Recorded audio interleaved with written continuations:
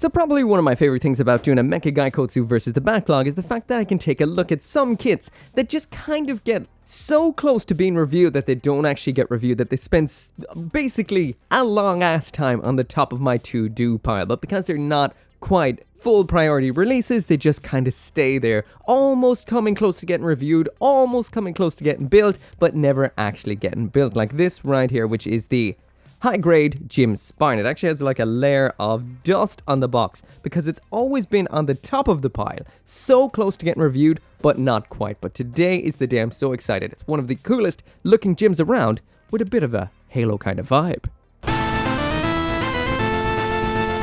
So without a single doubt, this might be one of the most coolest looking Jim style kits of all time. It's decked out completely in green, it's absolutely covered in armaments, and it's got one hell of a gun. This definitely is gunpla combat evolved right here. But yeah, winding back a little bit to that build. Alright, so this seems like a small enough box right here. Not sure even when this came out or what it's based on. So let's see, runner A says Jim Spartan 2022. Okay, so it's just a couple of years ago. Feels like I've had this for so long.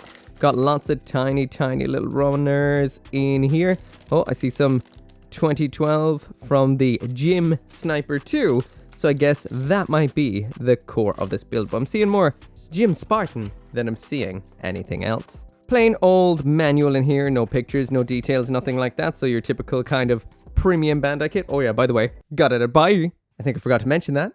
So when it does come to the build on the Jim Spartan right here, this is an old school build when it comes to a high grade through and through. This is heavily based on polycap, so it's not like what you'd be seeing from very recent releases like The Witch from Mercury or Gundam Seed Freedom. This is a more 2005 to 2018 feeling high grade, which isn't necessarily a bad thing. It just all builds up in that typical simple kind of old school high grade sort of way. It's body part, polycap, body part, polycap, and overall for the most part there's nothing really too difficult or awkward in it. A couple of small parts, but nothing too bad.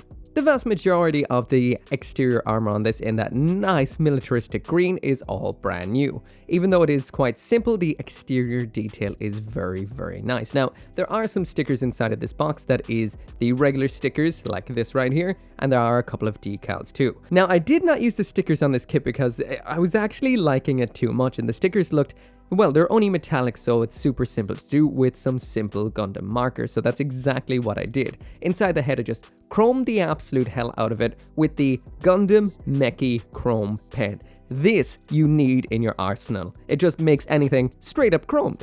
I also used a blue metallic marker for the little eye in the center of that, but all of this is basically to make the visor pop when it does go on, so there's something for the light to reflect against. I also used one of those fine tipped Gundam markers to do the sights in the shoulder armor bit, which I don't know if it actually needed a sticker, but I'm glad I did it, as well as this sight in the weapon.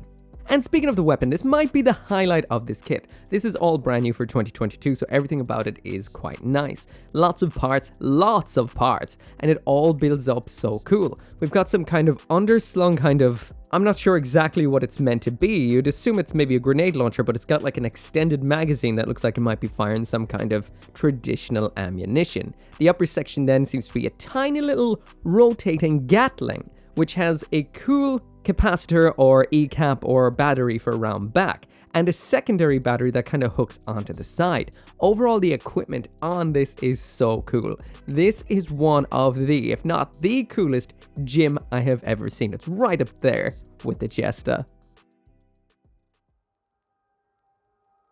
And that brings us right back to where I was a couple of seconds ago when I was talking about just how gorgeous this thing is. It's time for the aesthetics, and that means this weapon will be coming off, which I adore. Can't wait to come back to. It's absolutely ridiculous in the best possible way, but we'll save that one for later.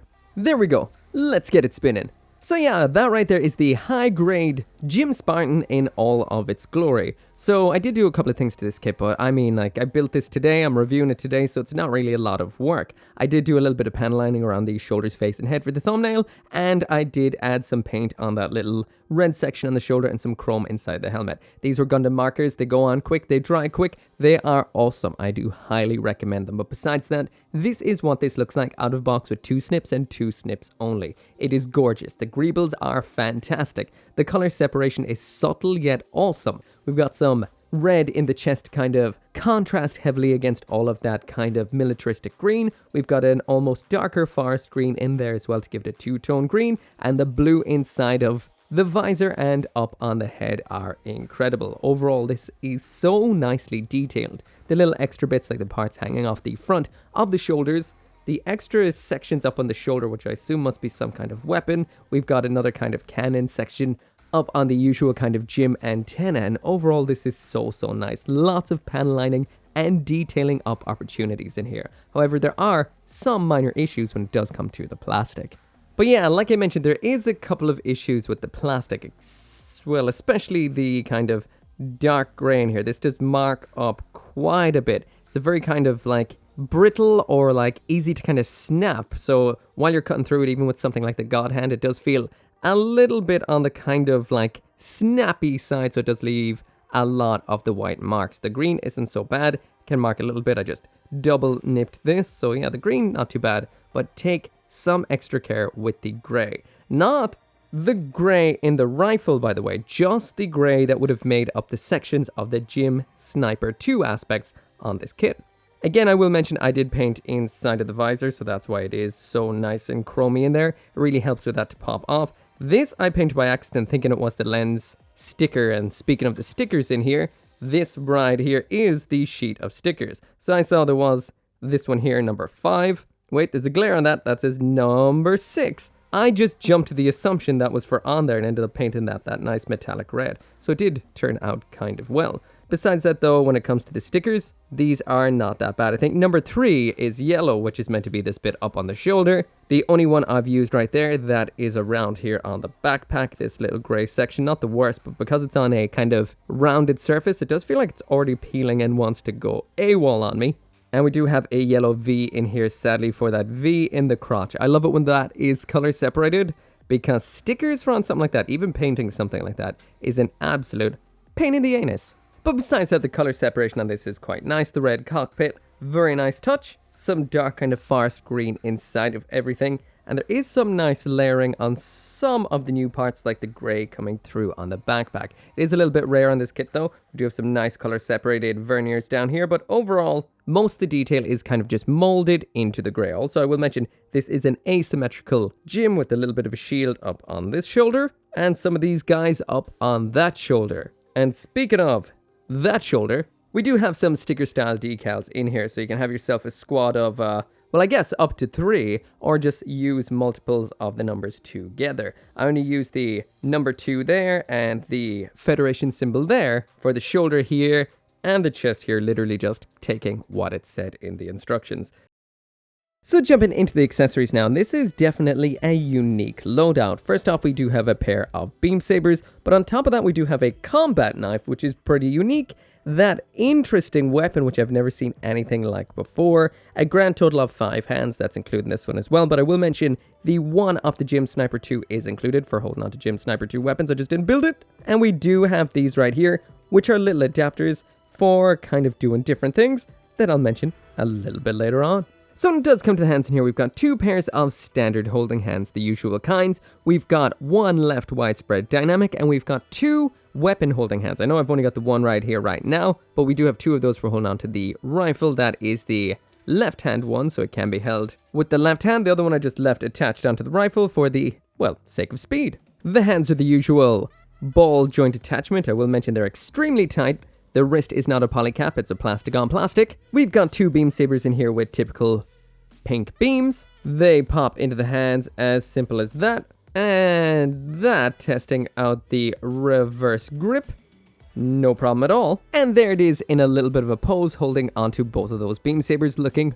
badass. As usual, when the beam sabers are not in use, you just pop them out of the hands like so. Get rid of that beam. And this is when it gets really cool. We've got this little rack right here which can mount both of these beam sabers onto. Now this can be stored on the forearm just like so. It can be used up here as well because it's the exact same rack. These right here are wire guided missiles. So that's what's there. So you can actually swap that out and pop that in instead. But what I wanted to know, because this just seems like a cool idea, is can this actually activate its beam sabers while they're attached onto the rear of the arm like this? Because that would just be an absolutely perfect, like, quick use melee weapon. Just something's coming right at you, drop the beam rifle, activate these, and wham, right in half. That is cool. It's like a beam saber claw, giving it a little bit of the unicorn Gundam kind of vibe. Next up in here we have a knife, a straight up knife. This apparently is a heat knife or a vibration knife. It's got a green handle, so they did color separate the blade, which I do appreciate.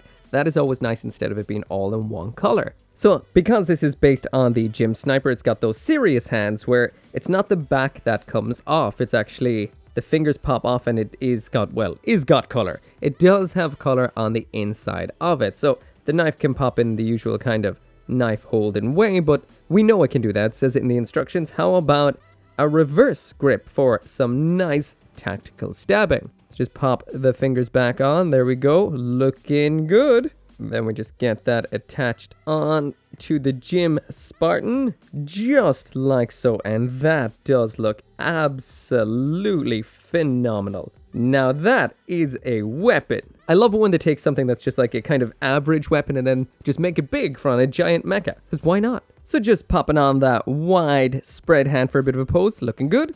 Grabbing a stance so we can get it up in the air. I will mention the hole in this is very strange. It's just a polycap. The actual usual way they align the way the legs attach is actually kind of inverted in a funny kind of way. But anyway, there we go. It just pops on like so. So when the knife is not in use, just remove it from the hand and it just attaches super simply into this little kind of scabbard segment up on the shoulder. Now I assume the arm is able to reach up around and actually grab that, and yes, it most certainly is. Always a very important test right here. Now this right here is the star of the show for me. Sorry that I actually just left the hand attached down there just to kind of speed through this, but up on top is a Gatling gun. This can actually spin around, which always makes me very, very happy. This down the bottom, I actually was just reading the wiki, is an underslung pistol with an extended magazine. It also kind of swings side to side inside of it. So this is for kind of sneak shots and to, you know, take other suits by surprise. I'm not sure exactly why there's a little bit of a kind of a gap in the side of it there. I'm not sure if it's just a kind of cheap thing they're doing or if it's meant to have that. I did paint this right here with a Gundam marker. Highly recommend, by the way. The sight looks so much better with that than a sticker, and it takes less than 20 seconds to do. Up here is the actual energy storage unit, the E-cap or the canister or whatever that is, and that one right there is a spare. So it seems like this might actually just kind of like fling off after being used, and then the second one just kind of locks it into position like that. That is so cool. And then I assume this can just kind of move away like that for another one to be loaded in to that little apparatus right there. That's kind of cool. That is actually very, very cool.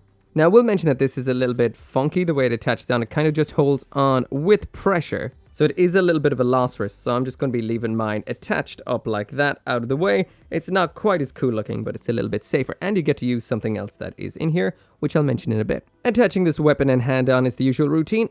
Whoa, yeah, that shut off. These are some tight wrists. Whoa, really, really, really, really tight. Be careful with those. Even twisting those inside feels a little on the sketchy side. But yeah, that right there is what it does look like attached. That is so, so cool. Even moving the scope just gives it even more of a cool tactical awesomeness. This might be up there with the Jestas beam rifle, but one of my favorite designs. It is crazy. You can actually move that up as well, so the other hand can use that particular pistol. So it can be gatlinging and pistoling all at the same time. I love it. But yes, this other E-cap right here. When this is not attached onto the side of the actual weapon, you can do another cool thing with it. The butt flaps around here do have some slots, and that is for these to attach into. Now, let's see if I get these the right way. There we go, and these can actually be attached on to those new little butt bits by the top, it seems. That's a little strange because you're actually able to see through then into its kind of little attachment point. I guess depending on the angle, it's not so bad, but yeah, not quite as cool as I was hoping. So finally now into the articulation. I won't be going through everything today. This is a very simple old school kind of high grade, so it does nothing really special. I'll just use the usual pose to test it out. It's a little bit spongy, usually the kind of way that poly caps are, Not as strong as plastic on plastic, but it is not too bad. The wrists are plastic on plastic, and they're almost too strong. So throw it into the usual pose, and again, very simple. It's got the usual old school kind of polycap setup, the usual set of polycaps we've been having for decades now, and that does limit it to some degree. Up the shoulders, the waist, the hips, the ankles don't really turn in anymore, so it does limit it to some degree. It's not too bad. Of course, it is meant to be a gym. Of course, it is a specialist gym, but it's still a gym at its core, so the fact that it can pull off over-the-top crazy poses isn't that big of a deal. It's nice to be able to do them, but, you know, if it's a suit that wouldn't be pulling them off, it's not such a deal breaker, really. Anyway, that right there is it for the review. This is a silver tier, regular old high grade. That's probably the best way to put it. At its core, it is the Gym Sniper 2, and it is nice, not perfect. Some parts can mark up a lot, so take care while actually cleaning this up, but for the most part, it is nice. The cool factor is through the roof. I was gonna rate this on looking cool, it'd probably be Platinum or Gundarium. Aesthetically, it is gorgeous. The green color, that olive green, is so nice. The little bit of splash of red and blue in there adds to it as well, and there's so much surface detail. If you want something that has that real robot militaristic flair, this has it in bucket loads.